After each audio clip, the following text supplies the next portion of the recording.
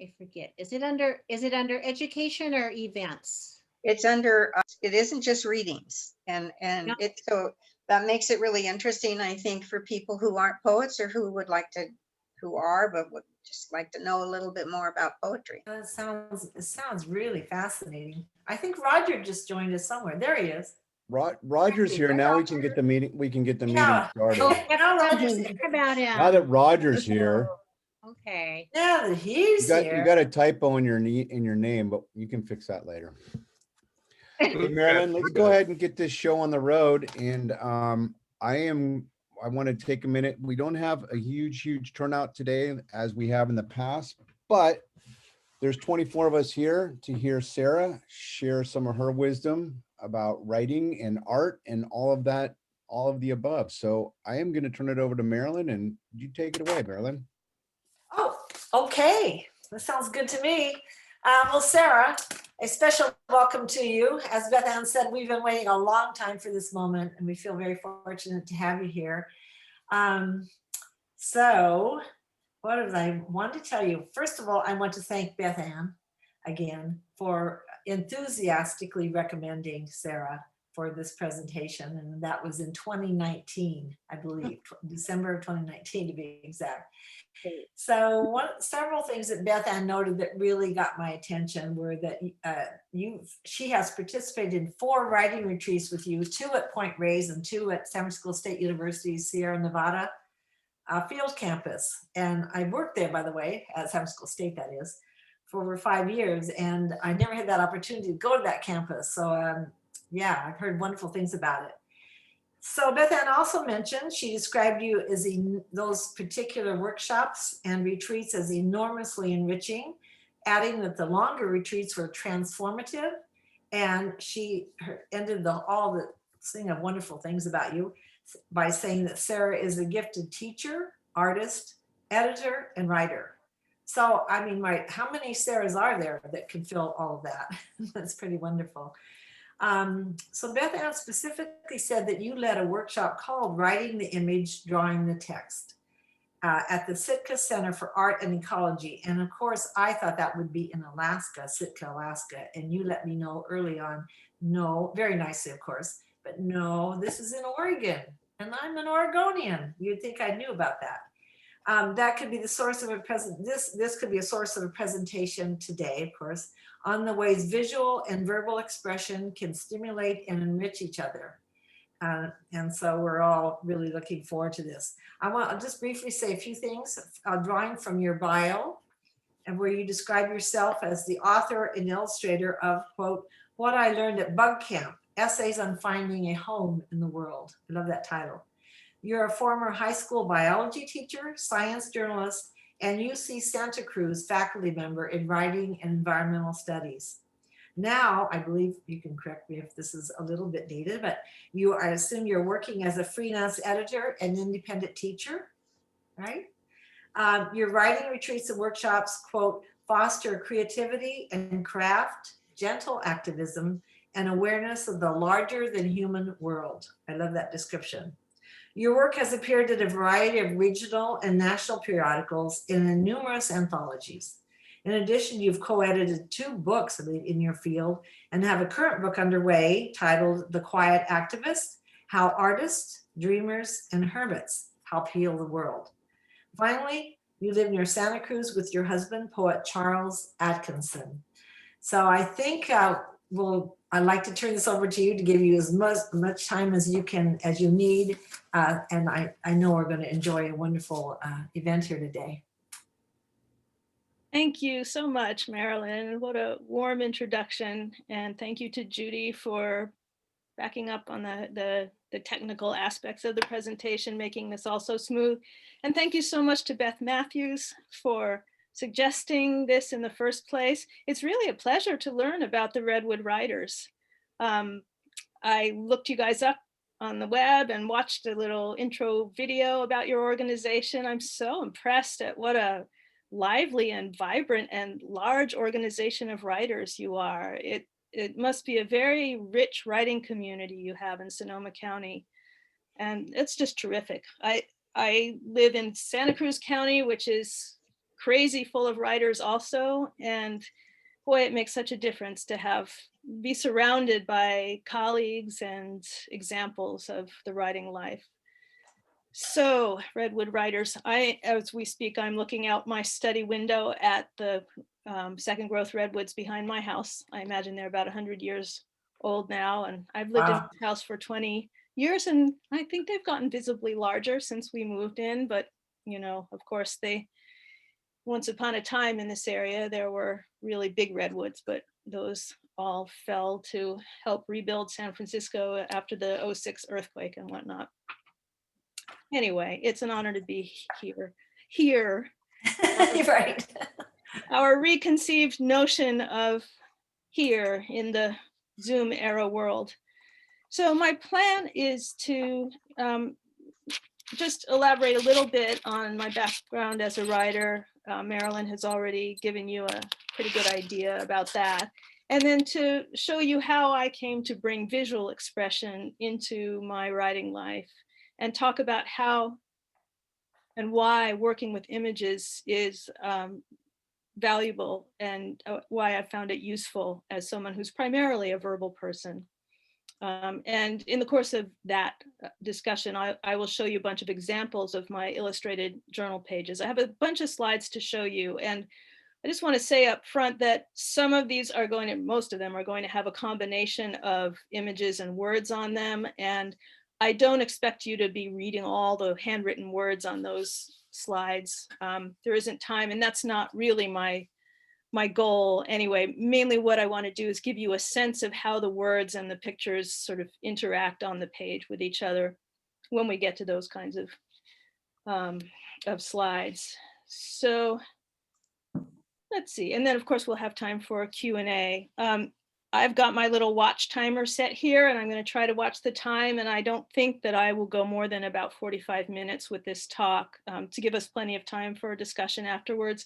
But if I should somehow roll over the time, Judy or Marilyn or whoever, just feel free to jump in and, you know, pull out the virtual hook and let me know it's time to stop.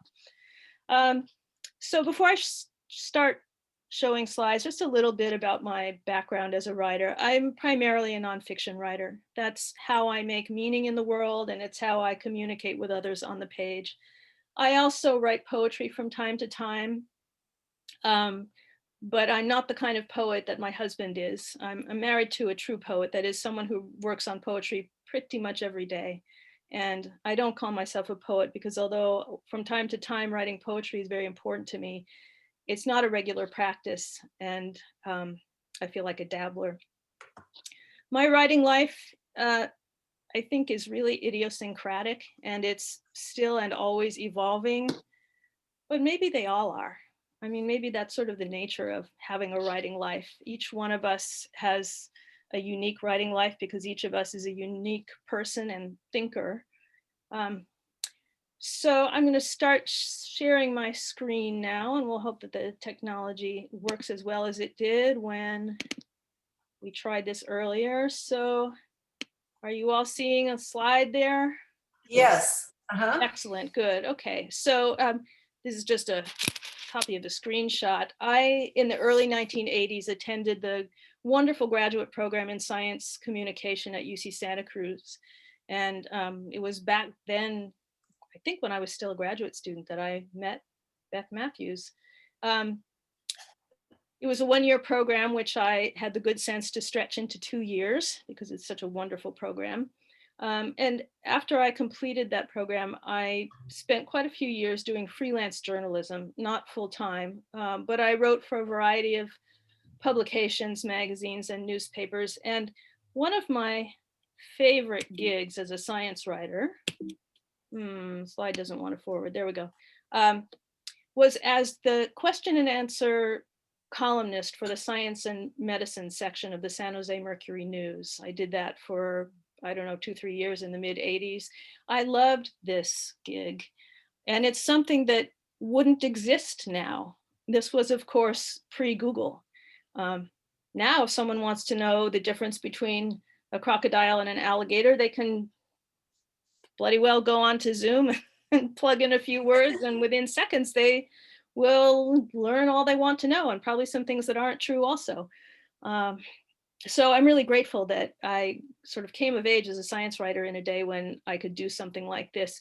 And it was so technologically primitive back in the mid 80s that sometimes I was madly finishing my columns close to deadline, and there was no way to send them digitally. From time to time, I actually paid a courier to drive my column over the hill from Santa Cruz to San Jose, if you can believe that, or I drove it myself. Isn't that outrageous? So anyway, I loved that job. And anything else I want to say about that? Yeah, I also, as Marilyn said, taught at UC Santa Cruz, both in the writing program and the environmental studies department. And that lasted about 30 years, that job, and I loved it very much. I have since retired from university teaching, and I now work from home as a freelance editor and writing coach. And it's just a screenshot of my website. If you want to visit it, the URL is up top there, very simple, sararabkin.com. And in addition to editing and coaching, as Marilyn mentioned, I also lead writing workshops and retreats. And whenever possible, I do that in beautiful places like the Oregon coast, or San Francisco State University, Sierra Nevada Field Campus, as you mentioned.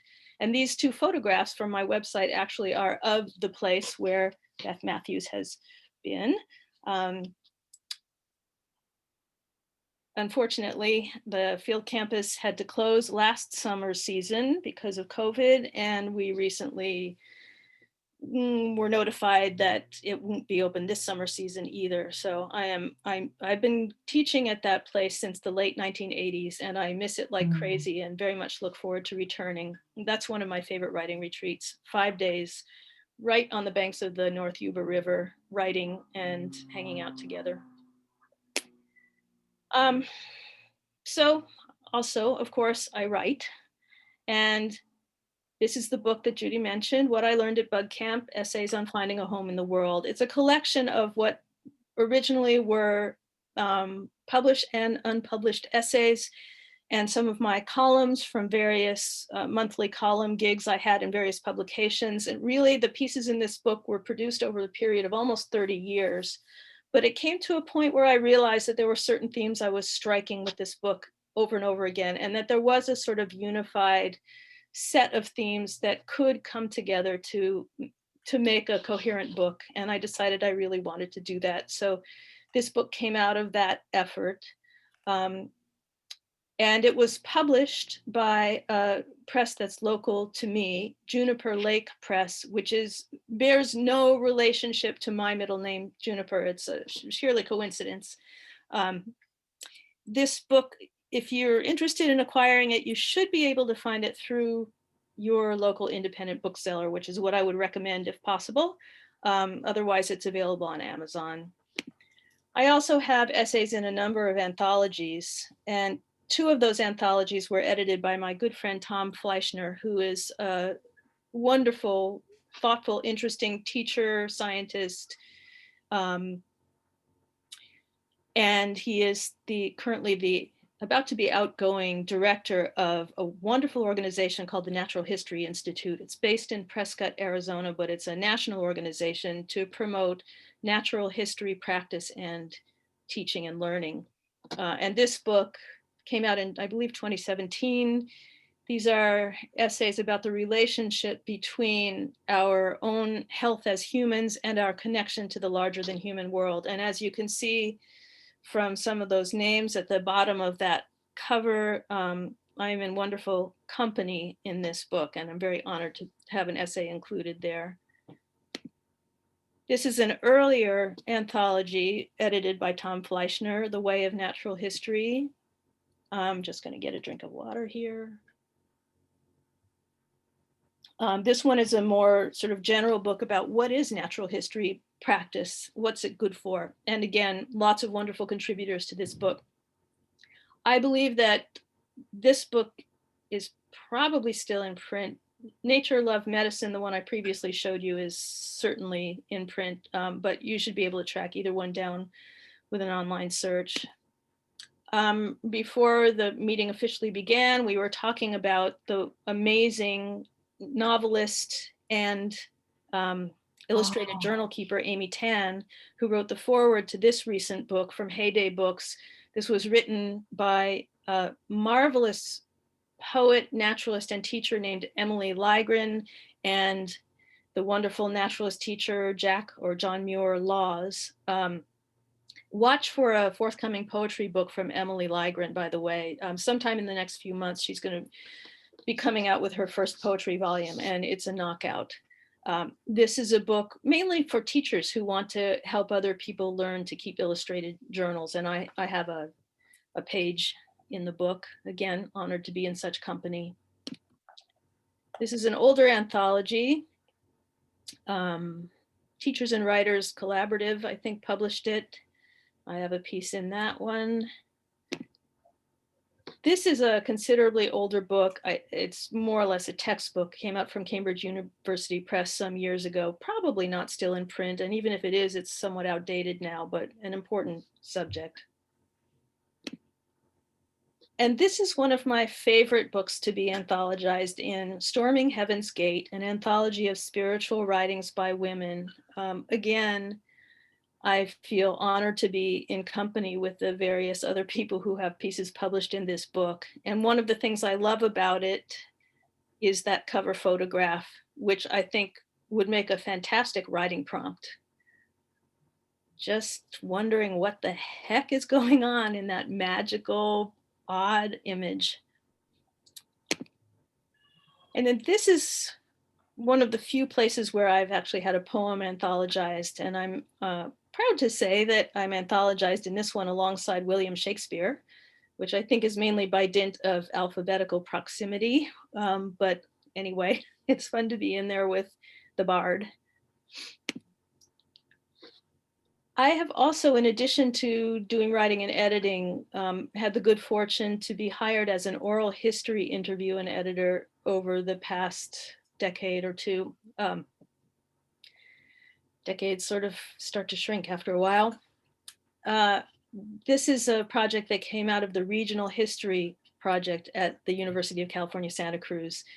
And we interviewed something like 60 different organic farmers and researchers and food distributors and people involved in the organic farming and sustainable ag movement on California's Central Coast. And this is a collection of excerpts from that series of interviews. More recently, I collaborated with the same colleague, Irene Reddy, and another colleague, Cameron Vanderscoff, a wonderful couple of colleagues, on this oral history of UC Santa Cruz. It's 2 volumes. It's like 900 pages total or so. It's an edited oral history. So it includes excerpts from oral history interviews conducted over 50 years, more than 50 years, with some 200 different narrators. And that photograph is an Ansel Adams photograph on the cover. And this is the back cover, which I had to show you just because I love that image so much. So, as Marilyn mentioned, I am currently working on a new nonfiction book, tentatively titled The Quiet Activist: How Artists, Dreamers, and Hermits Help Heal the World. I have a solid half manuscript that I've gotten great feedback on from a couple of fine editor friends. And I'm now working on the second half, which is probably half done. I'm aiming to have that book revised and completed and into the hands of an agent, ideally by the end of this year. So wish me luck with that. So I am primarily a verbal person, rather. I am one of those people who always envied the people who, quote, could draw. I'm not a schooled artist. And that's part of what I want to convey to you in this talk. As a writer, you don't have to be, quote, good at visual art in order to get a lot out of playing around with pictures. As I show you my slides, if it looks to you like I have some artist chops, it is only because I have spent decades practicing It's not that I'm one of those people who had sort of, immediately evident, quote, natural talent. And I really utterly believe that anybody can learn to draw well. When I was a kid growing up, I always envied those kids who, quote, could draw. I didn't even take art classes in high school or college because I thought I was already out of that, disqualified from that league. It's terrible thinking about that in retrospect, but I thought I wasn't one of those people who could do art. Much later, I learned that that was ridiculous, and all of us should be able to learn to draw. It simply takes time and encouragement and a little bit of good instruction. Once in a while, when I was a teenager, once in a while, I would experience the great pleasure of looking carefully at something and moving my pencil on the page and discovering that I could evoke something of what I saw. And what I'm showing you here is one of those magical moments when I suddenly went, oh, this is what it would feel like to be one of those people who can draw. And this was my dad petting the family cat, Lysander, while we were all sitting around watching our little black and white television set, the KQED evening news, sometime in the early to mid 70s. I drew this in the margin of my high school physics textbook, and I was so pleased with it, I made a photocopy and have had it ever since, just to remind myself that once in a while, this can happen. So let's see. And since about that time, I have kept journals. And what you're looking at is the bookcase that's actually behind my head in the room I'm sitting in. And this is the section of bookcase that's occupied by all the journals I've kept pretty much. So starting at the lower left in the bottom and working its way up to the top. So that lower leftmost journal is from, I believe, 1971. And they go up from there. We could talk for a long time about whether it makes sense to keep your journals or not. There are times when I'm really tempted to just have a big bonfire, but they have really served me well as source material for much of the writing that I've done. And so I have held on to them. I sometimes, I want to build something into my will about what to do when I die. I really would prefer that nobody go reading these things. There's a lot of stuff in there I wouldn't take out for show and tell. And, that's the nature of the journal. So I'm hoping there will be a bonfire at some point. But meanwhile, these are source material for me. Let me turn sorry about that. Meant to turn my cell phone off. Yeah, so journals. So writing in the journals ever since day one, I have also done a little bit of drawing. And from the beginning, that was mostly sketching practice. I wouldn't show it to anybody. It was just a place where I could practice my very, very rudimentary drawing skills. But over time, the act of drawing in the journals, and especially drawing alongside the writing, came to be more and more valuable to me. I came to discover that when I wrote and drew together, they became complementary ways of heightening my powers of observation and attention, of understanding my life, and of exploring questions. And that's something that I've since discovered many writers, many people who are primarily verbal in their art form, have also benefited from. And I want to turn now to a quotation that I included on that handout that Judy sent out the link for to all of you. I'm going to read this to you, and then we can talk about who it came from. This is a contemporary artist, very well known. I'm pretty sure that all of you know this person's name, but I did not initially provide you with the source of this quotation because I was so blown away by who it turned out to be. So without further ado, this person says, "I've spent most of my life observing, and have been all my life, and will continue to be all my life. I would observe the smallest things. That's why I like John Updike. That's why I like poets that can take the smallest thing and, like Yeats, spin it into something magical. And so for me, observing, paying attention was a huge part of the deal. When I was wanting to be an artist, I would be on the bum and I'd be in bars and cafes and I'd be alone, of course. So I would sketch. And very often I would sketch a scene and I would try to compress everything I felt about it into the drawing, kind of like Lautrec, you know. And yet that didn't seem to be quite enough either. So I would write something on the left-hand side, some prose or a short story about the scene I'd drawn. And I filled up tons and tons of books with these little stories. So that really gets to what I find valuable about this moving back and forth between writing and drawing, that they're complementary activities. They help you think in different ways and the one enriches the other. So who was this person? Well, this is Robert Redford. And I mean, I already admired the guy, but to know that he actually was very seriously aiming toward a career in visual art as a painter before he started making movies, that was just added a whole dimension to my respect for him. He's so articulate about this and other things. The source of this was an interview with James Lipton, I think his name was, in that program called Inside the Actors Studio, where Lipton would interview actors and movie stars about their craft. And this was from, oh gosh, I think it was not that long ago. 2015, maybe it was longer ago than that. Anyway, you could probably find this video on YouTube. I think that's where I saw it. One other artist I'll mention before I move on, who also speaks to this business of the complementarity of writing and drawing, is the singer-songwriter Joni Mitchell, who is not only an amazing poet and songwriter, but also a fantastic painter. And if you don't know Joni Mitchell's paintings, I would recommend looking for them online.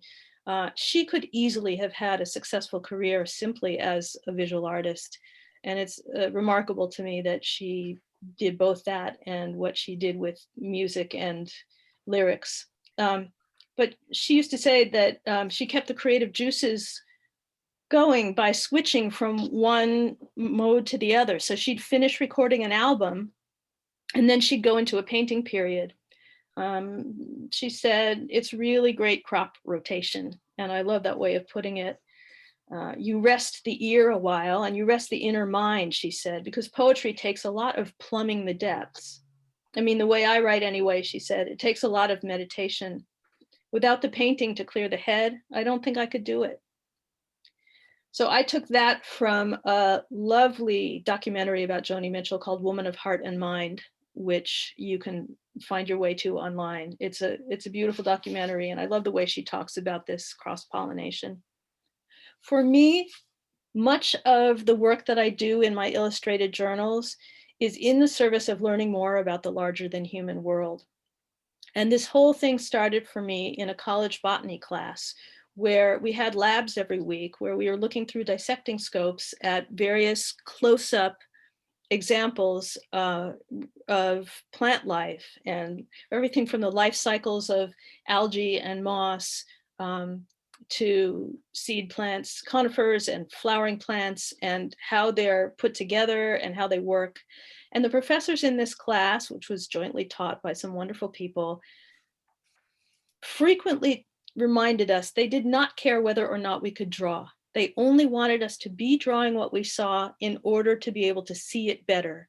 And it worked so well. And also that exhortation was so liberating for us, for me in particular, and the others who never felt like we were, because it allowed us to let go of that sense that we had to be good at drawing in order to get something out of it. And that's what launched me on this process of keeping illustrated natural history field journals. So this is an example from sitting at Yuba Pass up near the Sierra Nevada field campus with a tiny, tiny little pine seedling and looking at how it grew. So I'll show you some more of these natural history explorations. and the way that the images and the words complement each other. I can learn things by drawing that words don't get to, and I can provide and explore information and ideas in writing that the drawings don't really channel. And together, the two things are more than the sum of their parts. This was from a 2-week delicious house exchange with a friend of mine who lives in the Sierra foothills and has tree frogs in her house. And I spent a lot of that wonderful solitary time in her house drawing the life around her place. One of the pleasures of writing and drawing together on the same page is the way that the layout of the page can kind of organically unfold. So I didn't plan any of this layout, it just sort of happened. I tend to just sort of plop the pen or pencil down wherever it wants to go and begin either drawing or writing whatever I feel pulled to do. And then I let the words and the drawing sort of wrap around each other. And there's a sort of design pleasure in that process, the creation of organic layout.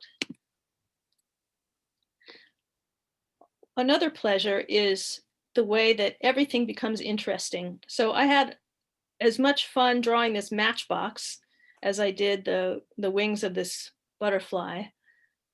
It's all exploration and practice, and everything becomes interesting when you turn a writer's eye and a visual artist's eye on it. In this case, I was actually taking a field class. It was a 5-week field entomology class up in the Sierra. And this was a moth, a day-flying tiger moth that I had actually collected. And then I drew this specimen with more technical kinds of information. And that's another approach to using the illustrated journal. Eventually, I had some wonderful experiences teaching illustrated journal keeping. And this flyer is from a class I taught maybe 4 summers running in the 90s. First with a photographer friend, my friend George Worthner, and later with my wonderful artist, teacher, science illustrator friend, Jenny Wardrip Keller, who drew the illustration on this flyer. And in either case, with George and with Jenny, we spent 9 days rafting down the San Juan River in Utah with a bunch of people. And George taught photography and I taught writing. This was before digital photography, so nobody saw the pictures they had taken until after they got home from the river, which made it all the more interesting to note the ways in which George's instruction about photography and mine about writing overlapped and resonated with each other. You know, when you start working with a photographer, and later when I started working with Jenny as a visual artist teaching this class, we had so many wonderful discoveries about the way we each talked about things like focus and framing and contrast and composition. You know, there are so many metaphors that carry back and forth between visual art, whether it's photography or drawing and writing. And in these teaching situations, in these beautiful places, there was a lot to learn. And natural history is not by any means the only focus of the kinds of drawing and writing I do in my journals. I love this assertion from my friend and colleague, Hannah Hinchman, who says, I try to see it all as natural history, and I've become a naturalist on the trail of my own life. So Hannah started keeping a journal as a young teenager. At the time, she was boy crazy, and she was also really in love with the natural world. And she worked at an Audubon Nature Preserve, and she was keeping a journal about the different things that were blooming and who was nesting and what birds were singing at any given time. And then she had her separate journal where she drew princesses and wrote about the boys she had crushes on. And gradually, she started bringing all that stuff together in one journal. Over the decades, she has become a real genius at keeping what she calls a resonant journal, in which all that stuff, personal life, larger than human life, recipes, shopping lists, you name it, all of it ends up in the same book, and you begin to see the wonderful resonances among it all. I would, okay, I was going to mention her book. I will do that. But this is a page that I did while taking a class from Hannah in Wyoming, way back in 1994, in which Hannah was teaching us different ways of visualizing and writing about what we saw in front of us, which I found very enriching. Hannah is still teaching occasionally, and her books are marvelous. If you're interested in this, pursuing this kind of thing, I highly recommend, above pretty much anything else that you could read on the subject, Hannah's books about creating resonant or illuminated journals, as she calls them. This was her first book. It came out in 1991, and it's wonderful, both visually and in terms of the ideas. I don't know whether it's still in print. I'm pretty sure you can at least find used copies online. A Life in Hand. And then this was Hannah's second book, A Trail Through Leaves, the journal as a path to place. My watch just told me that I've gone for half an hour, so I'm going to set it now for 15, so we don't go past 45. This is also a wonderful book. It's a little bigger and harder to carry around in the field, but I recommend both of these books by Hannah Hinchman. So I'll show you a few journal page images, that some of which are attentive to the natural world, but which are also at the same time sort of journal writing of the introspective and exploratory kind, not so much focused only on what I'm looking out at, but working with the resonance between what I'm observing and what's going on inside of me. And again, no need to try to, even if you could decipher my handwriting, to try to read everything on the page. The point is just to get a sense of how these things play back and forth. And again, here's the fun of playing with layout. Sometimes I'll rule a line down the center of a page and create a little bit of formatting design before I start with the drawing and writing. And so that's a little bit of deliberate layout formatting. Here's the page that was on your flyer. And this is also the journal page that's featured in the Jack Law's Emily Ligren, Amy Tan book on teaching nature journaling. I don't know if you can see it in the writing, but those marvelous, odd looking objects in the upper left are nutmeg. I was taking a class from my wonderful artist friend, Andy Trams, in Hawaii on the Big Island, on an organic farm outside of Hilo.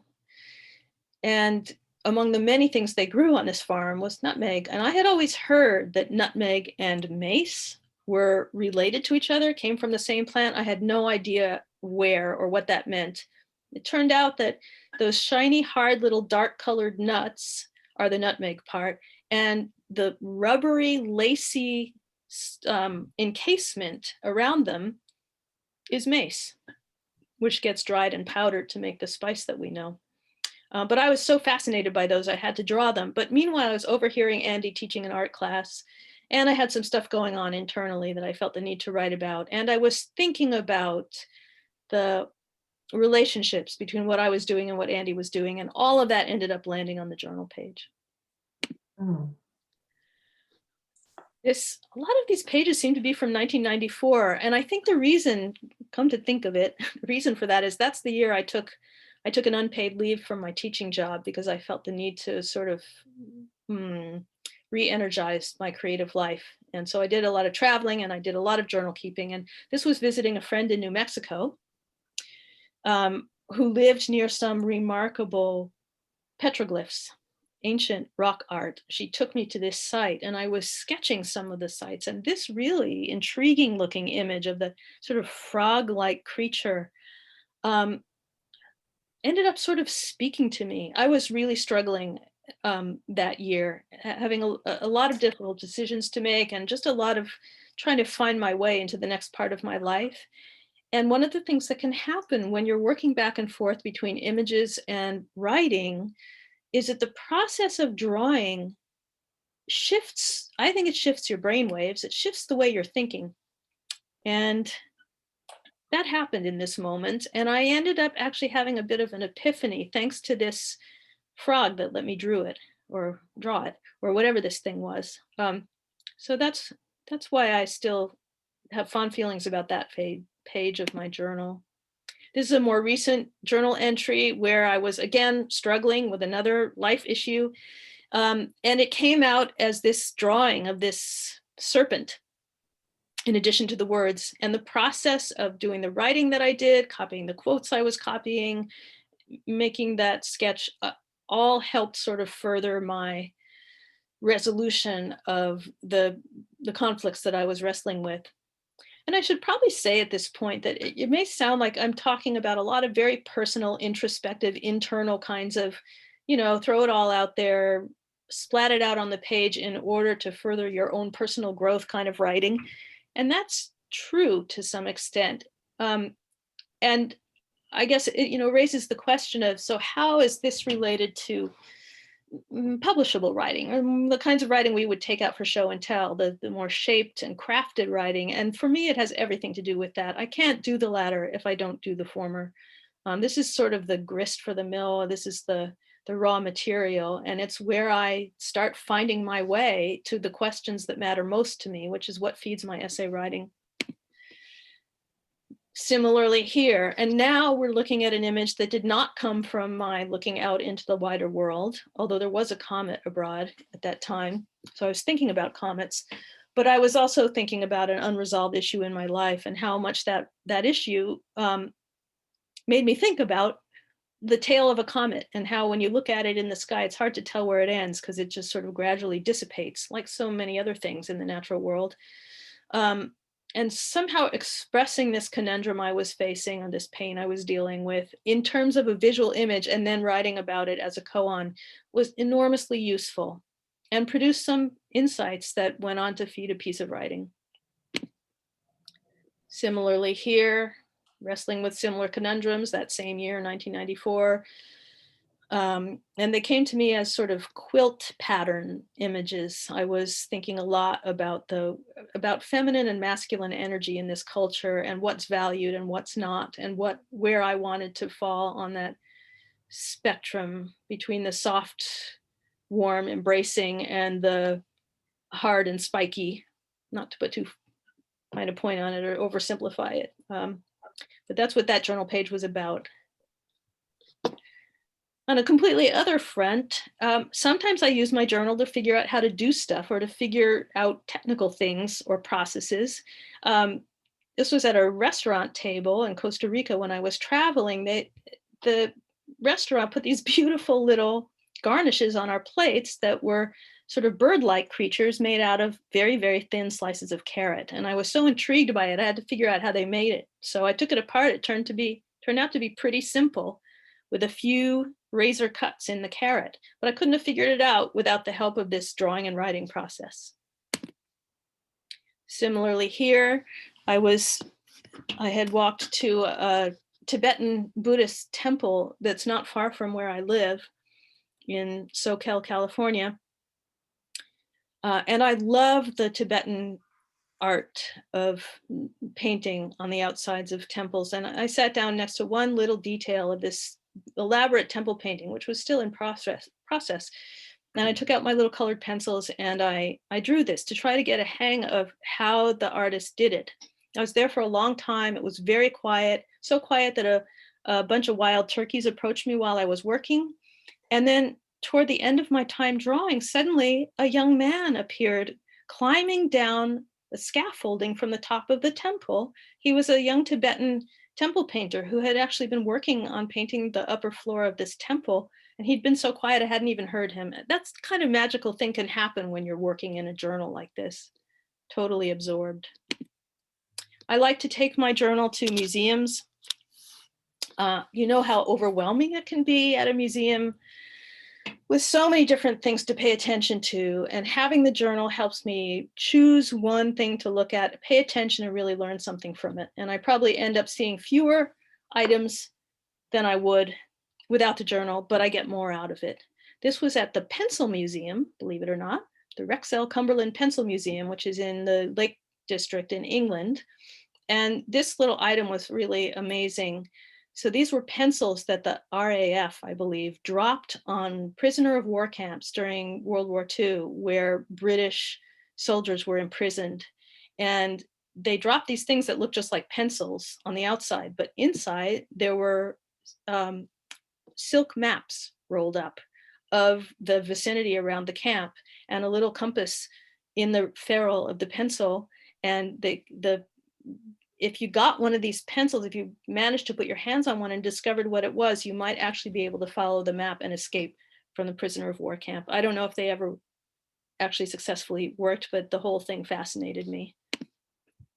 Sometimes I just take a tiny little pocket-sized notebook and do some very rudimentary sketches in a museum, but it helps me focus and it helps me get something out of the visit to the museum. And simply recording your experience on a day afield, wherever you are. This was an expedition to Point Reyes and Inverness with a dear friend of mine. I spent some time drawing her amazing eyes and the landscape, and this was after the fact, drawing my memories of some things we'd seen on our trip. This is from a trip with my mom, again, 1994, in the Lake District in England. This is from a trip in Japan. Those things that look like water waves are actually stone islets, tiny little islands in this bay where we were taking the ferry that were shaped like waves. I never did find out about the geological formation of those things, but they were absolutely amazing. And then all this other miscellaneous stuff, learning to draw Japanese characters, copying down signs I saw along the way. Very much heightened the experience of being there, and later on brought back the memory of the trip. I also use writing and drawing as a way of recording and exploring my dreams. This is an example of a journal page recording a dream. And not only literal nighttime dreams, but also my dreams for the future, my yearnings, my sense of where I want to go next. Sometimes the images come from inside rather than outside in my waking life. So this is a way that the words and the pictures are talking to each other. I was expressing the same set of hopes and yearnings, both visually and verbally, and to do both was really helpful. I want to share with you one of my favorite artists who brings together the visual and the verbal. Some of you, I'm sure, are familiar with Paul Madonna's work. If you're not, I recommend it.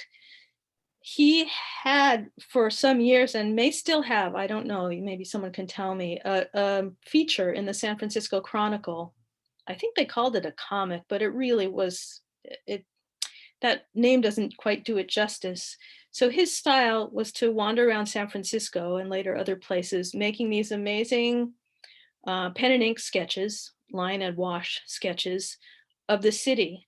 But what characterized all of these drawings was there were no people in them, never any people. So there were these sort of oddly unpeopled scenes, but then he would superimpose on the visual scene little verbal vignettes, little stories or scenes from stories that were sometimes at best obliquely related to the visual image. And when you read the vignettes against the images, it creates such a resonance, much more than the sum of its parts. So that's Paul Madonna, All Over Coffee. All Over Coffee was the name of the column, the comic, whatever you call it. And it's also the title of a book in which he has collected a whole bunch of those wonderful images with stories. So almost done here. I want to tell you about one other exploration that I have done with my words and images. And that was shortly after the 2016 elections. I felt even more compelled than I normally do to be a citizen activist. I saw a lot happening that I didn't want happening in my name as a citizen. And I'm not a big marcher or meter. I mean, I've spent a lot of time doing the conventional political activism things, but they don't feed my soul. And I felt the need to find a way to be a regular, responsible citizen activist while drawing on my own creative source. And what I landed on was these illustrated postcards. I got a bunch of those blank watercolor paper postcards that you can paint or draw on one side and put the address on the other.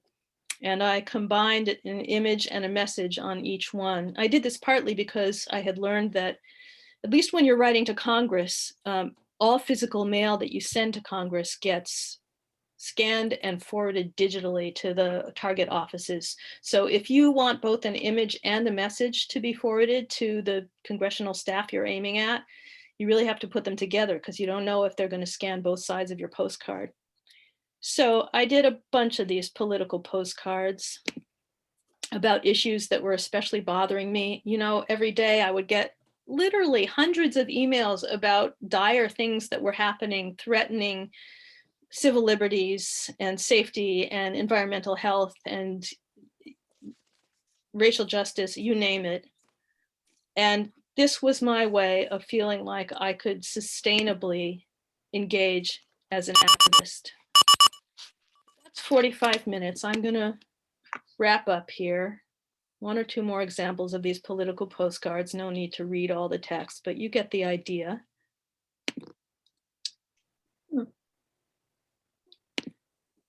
And I just want to finish by recommending a few sources of drawing instruction for any of you who are excited about the prospect of doing more drawing alongside or to complement your writing, and who feel like you'd like to learn a little bit more about drawing. This classic book, which since has seen lots of newer editions by Betty Edwards, Drawing on the Right Side of the Brain, remains my favorite, most effective book of instruction, self-instruction on how to draw. I can't recommend it highly enough.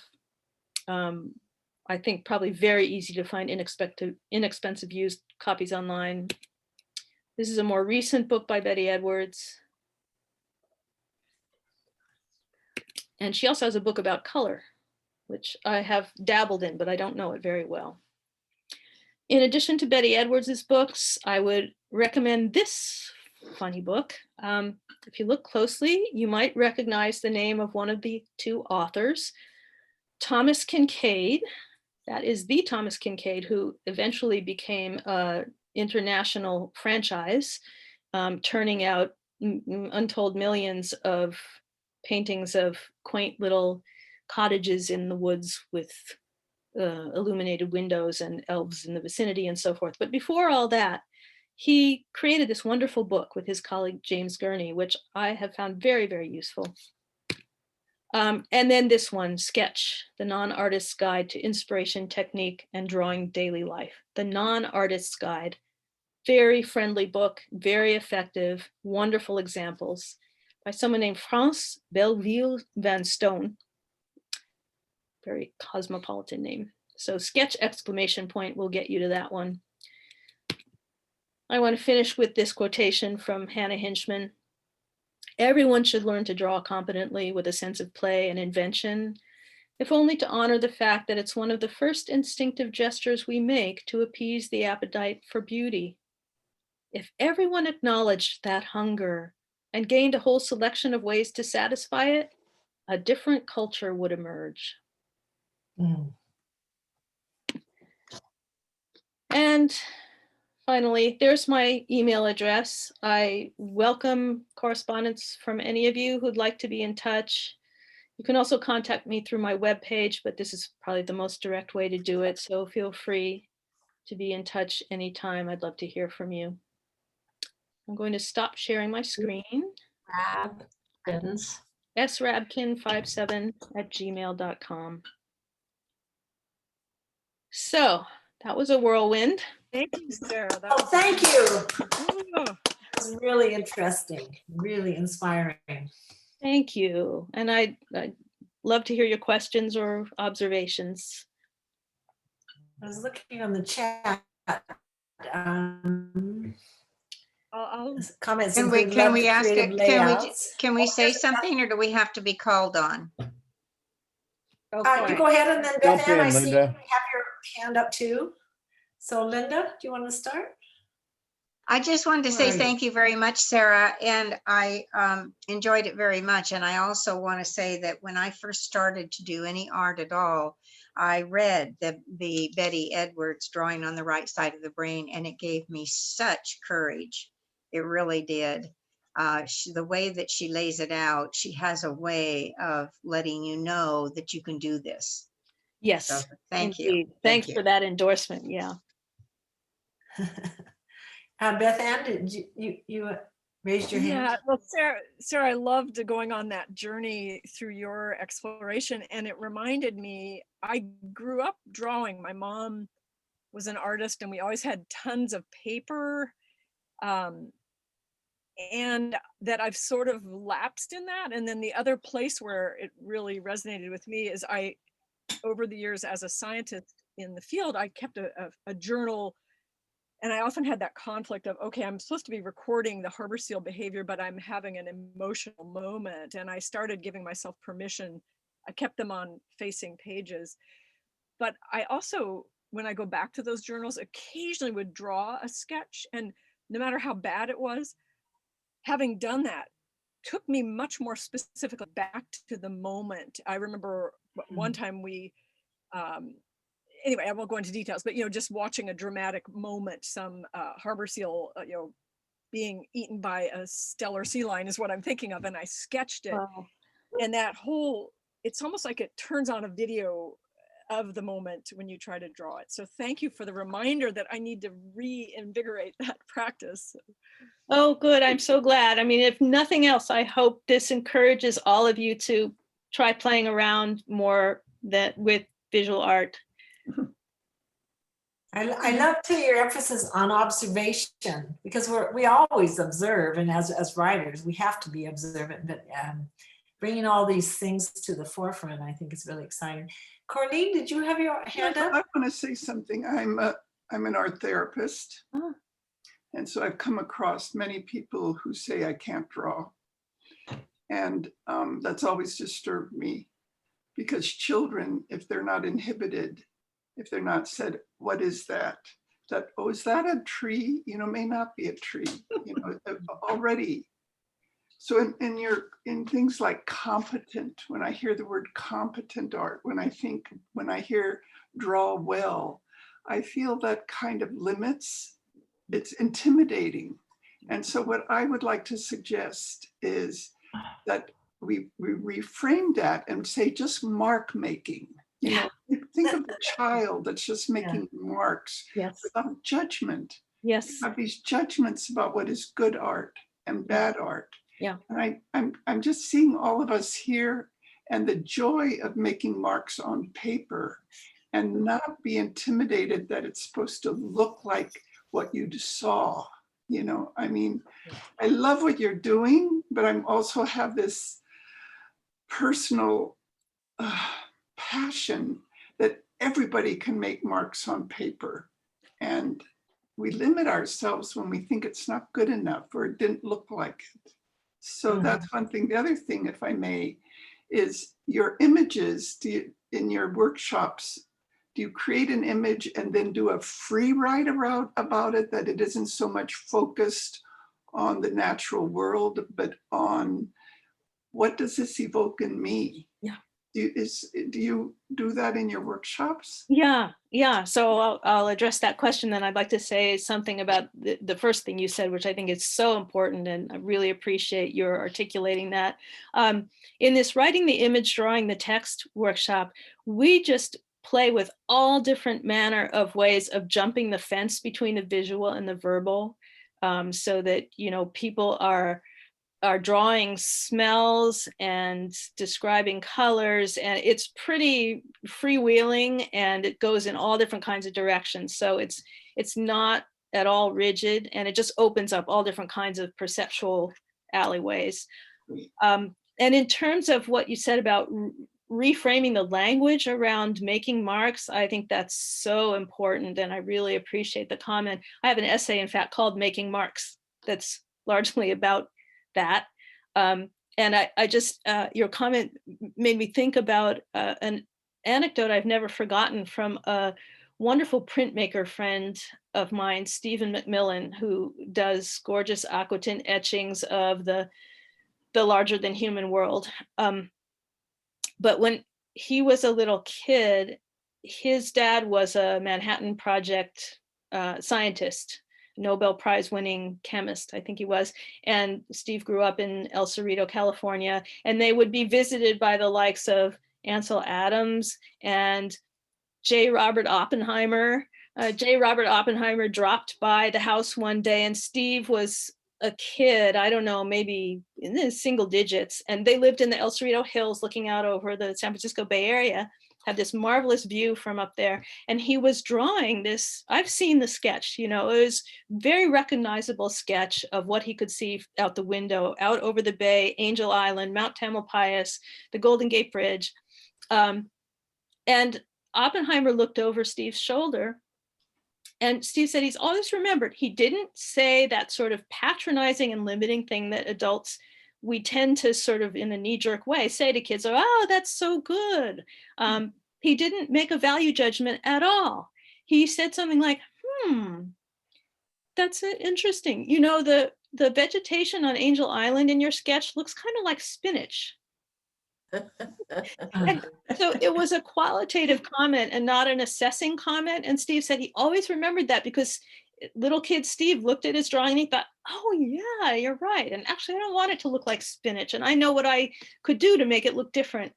So that's a really helpful reminder, you know, in the same spirit as your comment, that we do well with each other to back away from this assessment mode that we get way too much of in our schooling, most of us, and instead to really just, you know, think in pragmatic terms about the meaning of what's being drawn and how it comes across to us without judging it.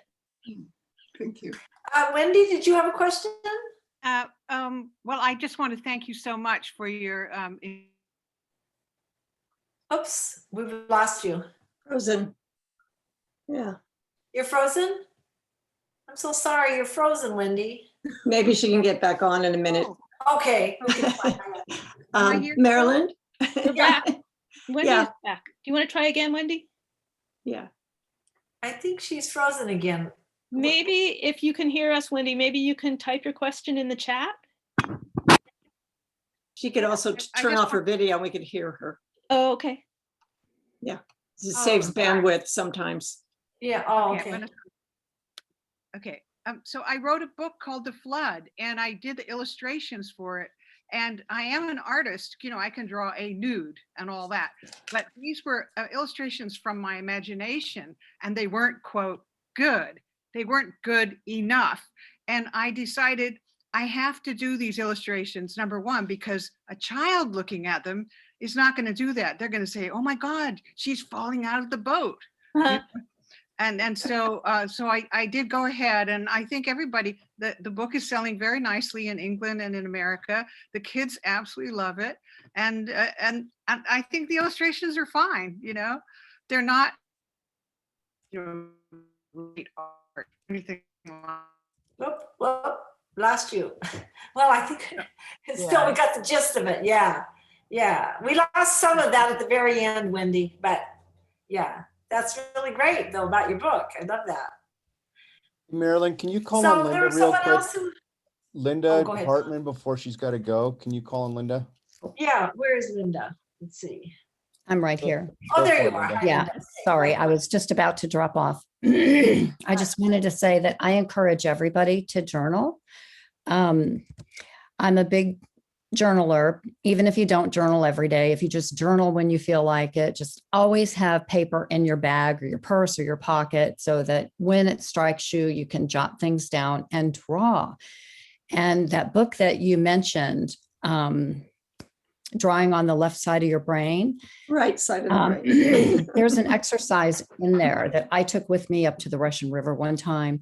And it's a Picasso drawing of a woman stepping out from behind the curtain. You probably know the one I mean, Sarah, right? Anybody who's used that book. And I did that.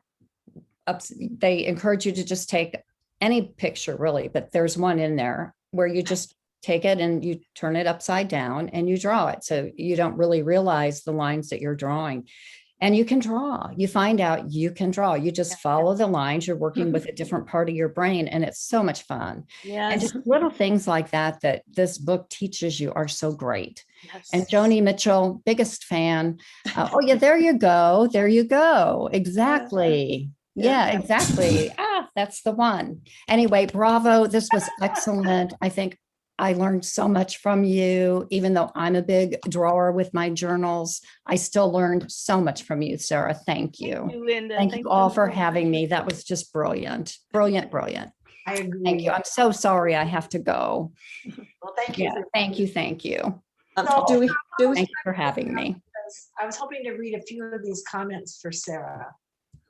Yes. Is that Yeah. okay, Sean? Okay, so Sarah, Yeah. you've gotten all kinds of accolades here in the way of our chat. I thought I'd read a few of them at least, or try to. So one, let's see, Linda Hartman, we heard. Rod Morgan, Picasso asserted that every kid is an artist. They will all create something if you give them crayons, chalk, finger paint, and so forth. I think they are also writers. They will relate all kinds of interesting stories. Let's see if I have more down here. So Judy says there's a free workshop April 7th, one sentence, wow, writing a compelling book hook. I'm not sure. Let's see. When is that? What's the date? April 7th. April 7th, it says. What time? Hey, that I don't know. Judy? Maybe Judy knows. Well, okay, if you're interested in that, just click on the link. It's got all the details. I don't want to take away from Sarah. Yeah, Sorry, thank that you, was Judy. my intention. Okay, so a couple of the other comments. Sky Blaine says, just wonderful, Sarah. Thank you. Brittany Sweeting says, very inspiring and creative. I love the connection between the writing and the art. That's the approach I took with my poetry book. Thank you, Sarah. And Joan Goodrow says, inspires me to combine drawing with writing. I really think that's a huge theme of yours, of course, so that's wonderful. And let's see, I don't know if I missed anyone. If I did, Marilyn, I just wanted to say to Sarah, I was inspired, Sarah, to draw you while you were talking. That's interesting. Thank you. I can't, don't be offended. Not in the least. I'm flattered. That's daring of you. It shows that you're a true artist. I'm Thank sure. You know, she's talking about doing this and being, Exactly. and I'm going That's like, right. I can't do that. I can't do that. But Yeah, definitely. Well, you're- Yeah. Hey, Marilyn, I got a question for Sarah. The visual component of this is so mind-blowing when you got to that part of the presentation of the illustrations. I take tons of hikes, and I'm one of those guys that just goes, you know, I can't draw. I can draw, but I think the bigger part is I don't have the patience for it. So I choose to use a camera to capture those images. So thank you for painting that picture in my mind that I can do photography or whatever that visual medium is to add the internal or the external reflections of it. Yeah. One thing, the question I have though is, how do you incorporate what your response and reaction is, either kinetically or hearing, you know, the other senses, appealing to the other senses, sound, sight, smell. So that might be helpful for what you're observing into writing and marrying the two of those. Exactly. Great question. Yeah. So Hannah Hinchman's books have a lot of really great suggestions about ways of bringing other sensory information into your recording of experience. But of course, you know, that's where writing can go places that photography and drawing can't, right? I mean, we can create in a reader's mind or in our own mind, revisiting those journal pages, we can recreate the sounds and to some extent the smells and the tactile sensations that a picture is not going to capture. And that's one reason why neither drawing alone nor verbal expression alone can really convey as deep and multidimensional a picture as when you put them both together. Well said. I wanted to add something, Marilyn. Yes, go ahead. I worked for a while as an art docent at my daughter's school when she was little, and we taught kindergarten through 6th grade. And one of the first lessons we did, which was so beautiful, was just recently described by the woman that had to get off early. Anyway, is contour drawing. But the best thing is you turn the poster upside down that has strong lines, and you have the children not look at their paper, which is one of the hardest things because we're trying to control the pencil and trying to get the feeling of the curves and the lines and the connections in the paper. Yes. And almost everyone, when you turn it over, you're completely stunned because your brain isn't trying to make a picture. It's simply following the simpleness of the lines, trying to get the acute and the wider angles. It's all this kind of just sensory input that you're doing.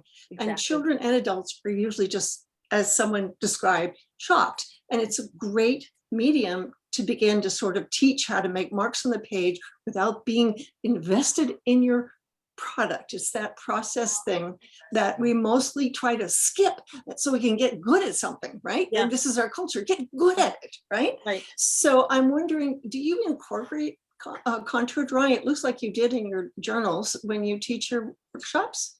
Absolutely. I agree that that exercise and the one that was mentioned earlier with turning the source image upside down, they're both absolutely profound ways to break through a lot of blocks that are created in us, I think mostly by the educational system and by our culture about drawing. And I think both of those exercises, what they help serve to do is they break up this notion that when you're drawing, you're trying to create an image of what something's supposed to look like.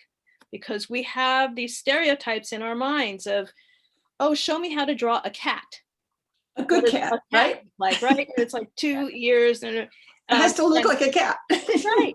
And in fact, when you look at your cat lying on the bed, it doesn't look like a cat. It looks like all these very abstract lines and shapes. And Yes. that's why when you take, in my case, in the edition of Betty Edwards' book that I used many decades ago, the picture that you drew upside down, that you turned upside down to copy was I think it was also a Picasso drawing of Igor Stravinsky. That's what we used. We used that as a lesson. Yeah. And It's so, you just so copy the lines, and then you're not thinking, oh, this has to look like Stravinsky. You're just thinking, oh, there's that line that goes this way and that line that goes this way. So that exercise is really useful to bust through your expectations of having to make your drawing look like something. And then the contour drawing that you're describing gives us an even more direct path, because at least the way I learned to do it, you're instructed to imagine, as you don't look at your drawing at all. You look at the contours, the edges of the thing you're drawing, that is the places where it meets the air around it. And you're imagining that you're actually caressing those edges. And in moving your pencil on the page, you're just sort of petting the edges of that object, whatever it is. And we called it a game. We just said, yeah, you put your pen or pencil down and don't pick it up till you're done. Just do the whole thing and don't worry about how the line's connected. And if you skip it, start again, but just keep moving. The idea is move the whole arm, not just the little pencil, but move the arm to feel the curves and the shapes. And you can draw your own hand this way, and preferably not in this position, because if someone says, draw a hand, what does a hand look? We all get this stereotype in mind, but more often than that, your hand is in some more interesting position. Yeah. And if you don't think of it as a hand, but just as a series of contours that your pencil is going to follow along, that's training you to really see what's in front of you and not what you think is in front of you. Oh, thank you. So Yeah, many. we had a thing where we did that with music as Mm. class, where just listen to the music and let your hand move. Yes. Oh, interesting. And I think we become writers and artists because we rely more on the internal validation rather than, we don't care if people say, well, that's a dumb looking horse, or that's stupid, that's a mess or whatever. And other kids get more interested in baseball or whatever, but we stick with it because there's something inside of us that says that's what we want to do, that's what we need to do. Well said.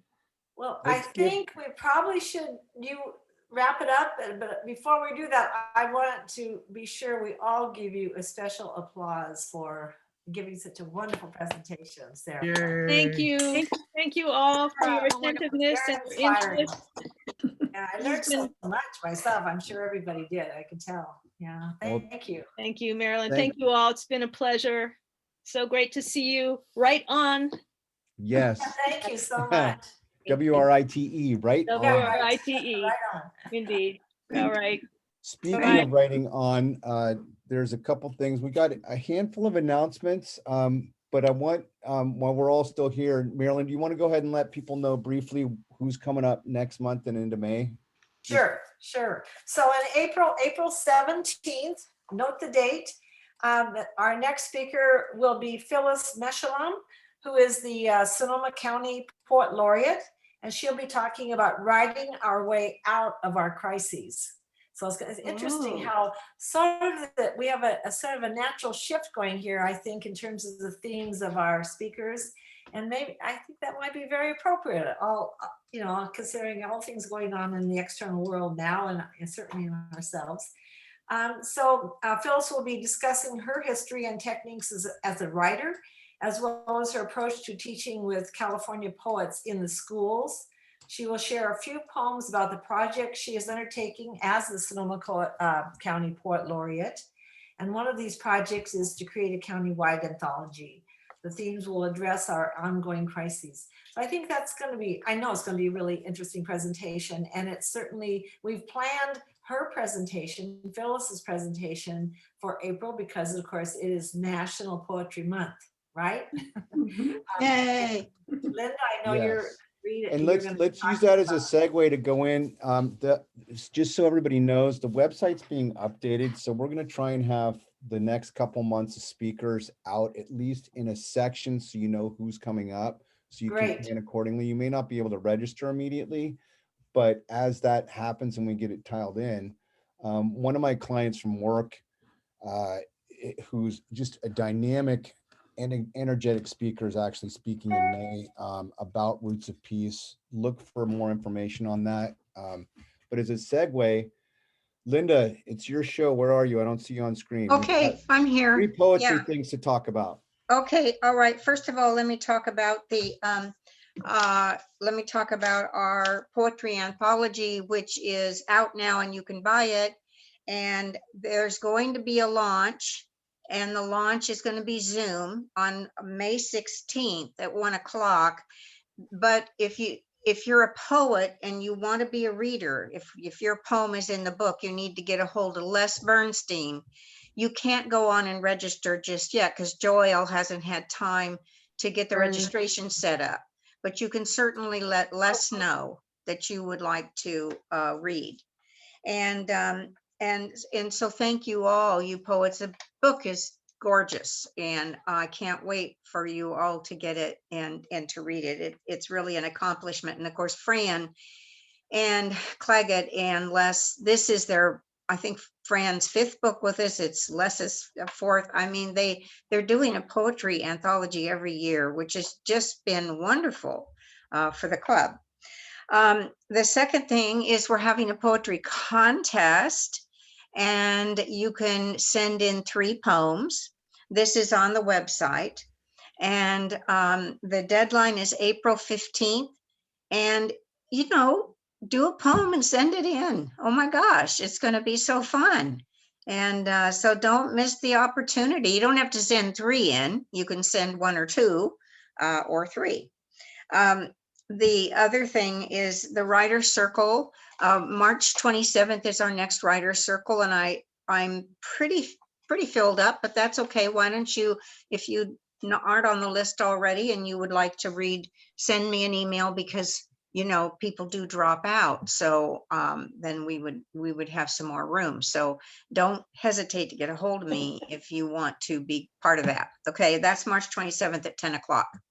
Thank you. Nice job, Linda. Short and sweet and to the point. And, you know, I'm a competitive guy, but you know what? It's all in good fun. There's a ton of poetry in there. We just had sales out of out of the roof for the last anthology that Chrissy helped put together. So it's available on Amazon. I just threw the link in there for the poetry anthology, and let's get it and sell some copies and share it. We've got, they also make great gifts for people who are interested in poetry. What other announcements do we have from the board? Are there any prevalent, important? Roger, is there anything you wanted to say briefly? Just that we're at about 250 members, 250 members. And if you haven't done it already, make sure you go back and look at your invitation to join Groups IO. That's our new chat format. Those have been sent out to people, and we're at about 97 people on that system, Sean. So when you say 200 and something, Roger, are you talking about those that have signed up on IO, or are you talking about membership? Total members, 250 Members. Are we supposed to renew right now or not? No? Oh. Renewals would start in July. Okay. This is just our half year level of membership. I have a question, Roger, being not a techie. What is the function of, how do we use this thing that we're signing up for? Yeah, that's what I want to know. Yeah, I don't know what we're, I sign up for it, and what does that mean? What am I signing up for? Yeah, two things. Yes. We used to have a chat system on Yahoo, Okay. and that was dropped. So now the board has adopted this program, Groups IO, and it is a chat system, a platform for chatting and sending emails To each other. To each other, or to the club. Oh, to the club. It's really not so much for individual mailing, because that's a different process, but it's to mail to the club as a whole, or to reply to members' messages. So if I send a message out that says, I've got a new book, you then, Corinne, can send back, great, I'm looking forward to reading it. I see. But you get an invite from us. It would come from me, actually, as membership. You get an invite, you then accept it and set up kind of a profile, and then you can use the system. And we have just released, thanks to Chrissy, we have just she's created a YouTube channel, and there are some help videos on the YouTube channel about how to do the Groups IO. Okay. Because I went there and I thought it was very helpful, Roger. I thought thanks. it was very helpful. It's a very simple system, but it doesn't, finding answers to your questions is a little difficult. Okay. It's got a lot of answers, but you have to I had to read the manual several times. And it's all online. That's not a big deal, but I'm just saying, I think the videos will help you just get into doing all you need to do. Yeah. But I wanted to interject here that her question was, what do you get? What you get is, if you're not on this, you're not going to get any notices about that there's a writers group meeting, that there's a salon meeting, that the next meeting is coming up. I mean, these are important messages that you want to be on there and get. Yeah. Okay. Thank you, Great. Linda. Thank you. Thank And you. it's not a requirement of membership. It's an extra tool for the members so that you guys can communicate with each other and celebrate successes and participate in the various things, as Linda just mentioned, that we have. And when you sign up, you can sign up to only get your messages once a day, all together in one email, or you can get them once a week. So you don't have to have them coming in individually, but it's fabulous, and you want to be on it. Yeah. So I have a you're not doing the. Yeah. Hey guys, we got, I think that's the basic gist of Groups IO. If you have other particular questions, you can send an email directly to Roger, or look at the videos that he referred to. I'll find a way to get them on the webpage so that you guys can link to them too. But Joan, They're what was the question? on the public YouTube, Sean. Yeah. Redwood Writers, right? Yeah. Okay. Joan, what was your question? Oh, it's just a follow up. I'm getting these massive emails, and I don't know if I'm on it or not. I guess I could just try to send something, and if it didn't go through, then I know that I'm not on it. But I am receiving. No, you are on it. The thing is, the thing is that two things, just to finish this up. Everybody, when you reply to messages, do not reply group all. And we have an instruction about how to do that. You only want to reply to the individual. But Joan, what you need to do is go in and set up how you get the emails. So what Linda was saying is you can get them in a bunch, like once a day or never. You And- don't get them until you read them yourself. And hey, Roger, I'm going to interject there briefly because Chrissy, and you already did a video and Chrissy's already done one notice through Groups.io. Go back through the emails. There's two instructions, two from Chrissy and a couple from Roger on exactly how to do what Roger's trying to explain right Yeah, here. that's If good. that doesn't work, then bug us back and we'll help you out, okay? Mhm. Okay. Pretty easy. It's not as complicated as it sounds. It's kind of like using email, only you can talk to a bigger group of people. Mhm. What else do we got? Is there any member announcements? Robbie had to leave. Her book is out, award-winning. She got to talk about it last time. Roger's already burning through it or burned through it. I'm starting it. Who else has something? I'll do. Yes, Joan. I came out in a newsletter and it's kind of heading towards poetry month.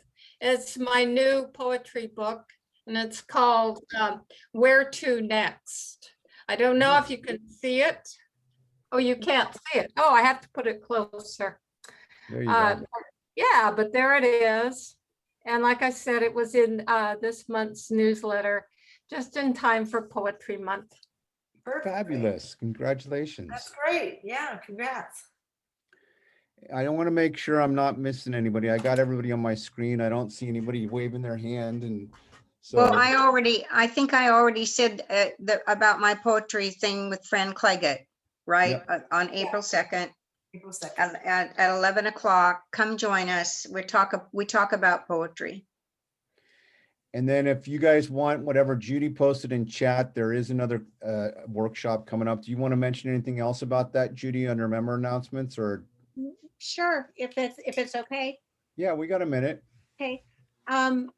The Book Marketing Society is a partnership that I have with my friend on the East Coast, Meredith Eaton, and we're doing a free webinar on April 7th, which is how to write a one-sentence wow. It's a hook for your book.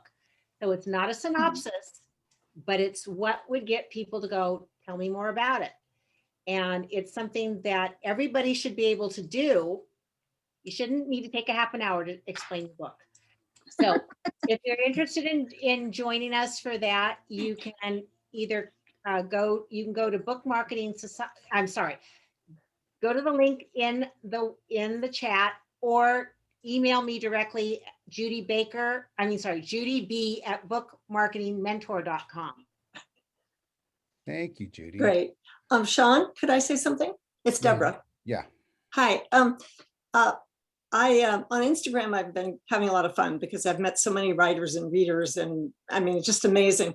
But lately, I didn't ask for this, but somebody decided to put me in the Cappuccino Club book club. And in April, they're reading my book for 2 weeks. So if you want to read along, you can get an e-copy of it and read along. So they're going to be discussing my book on Instagram. That's awesome. Good for you.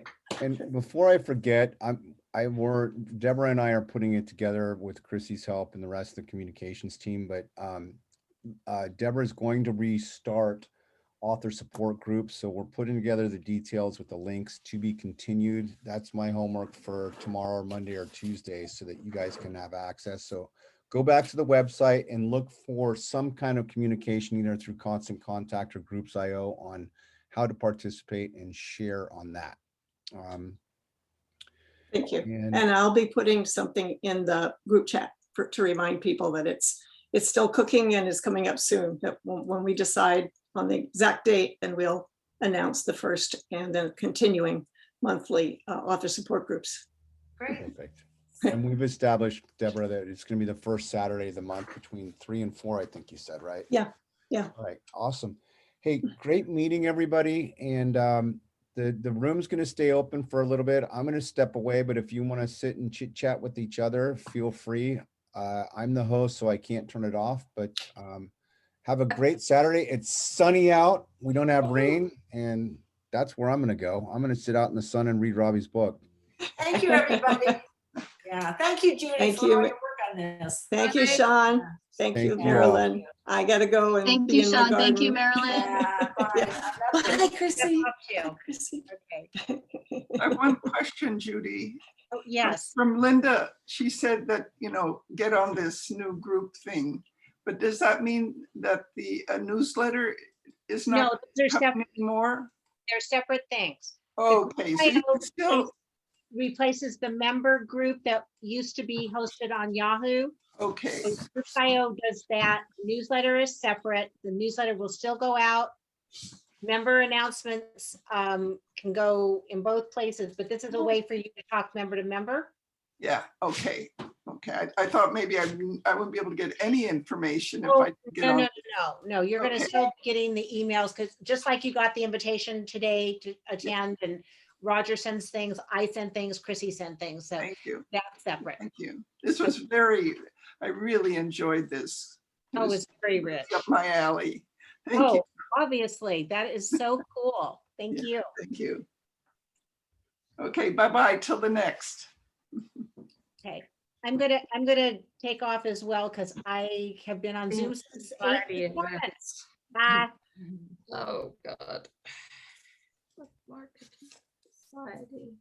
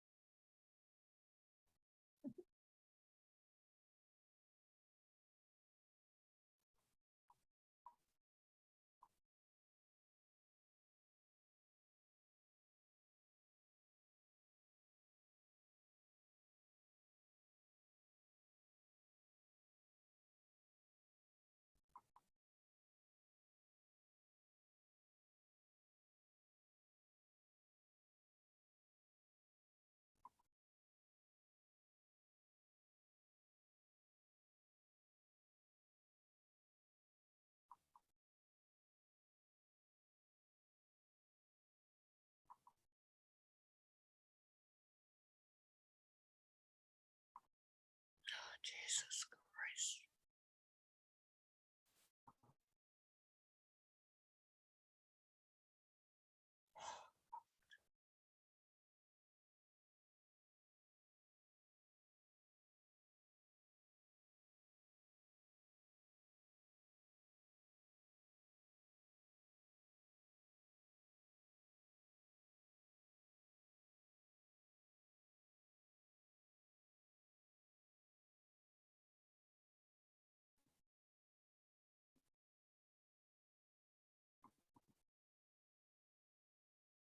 Unstable, yes, we know that.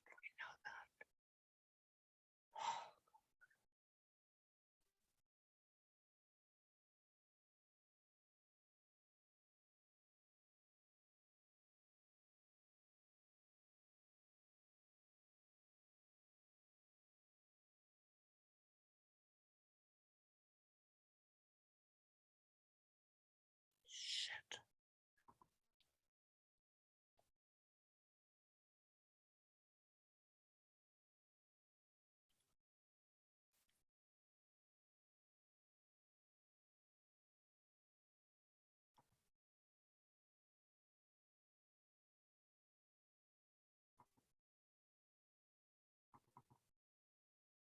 fuck.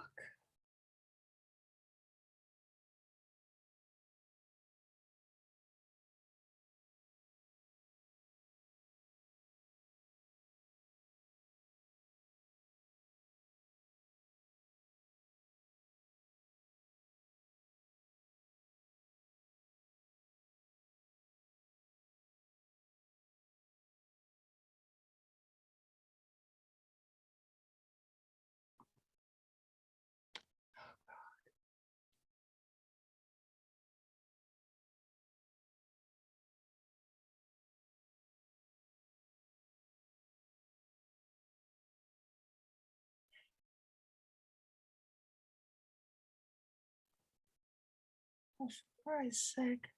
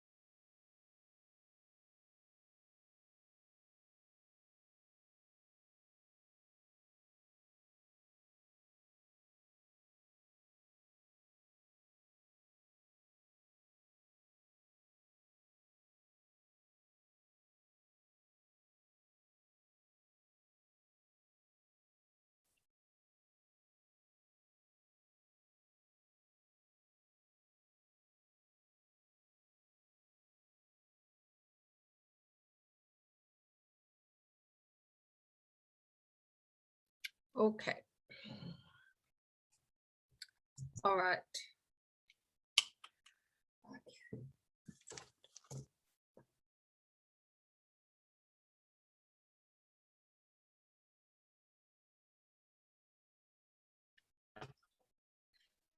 Okay.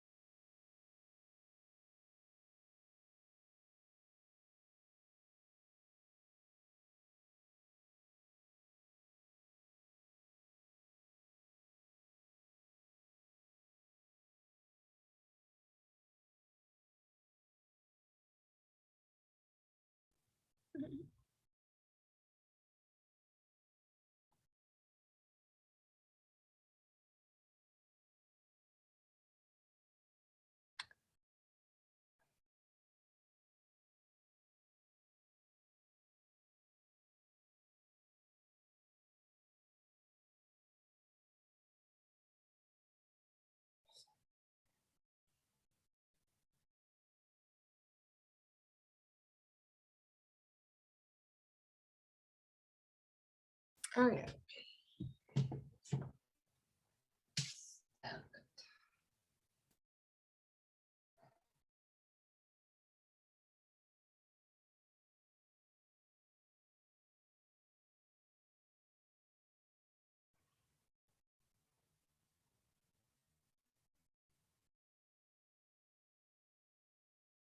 Oh, where am I going? Or if I'm going, should I go?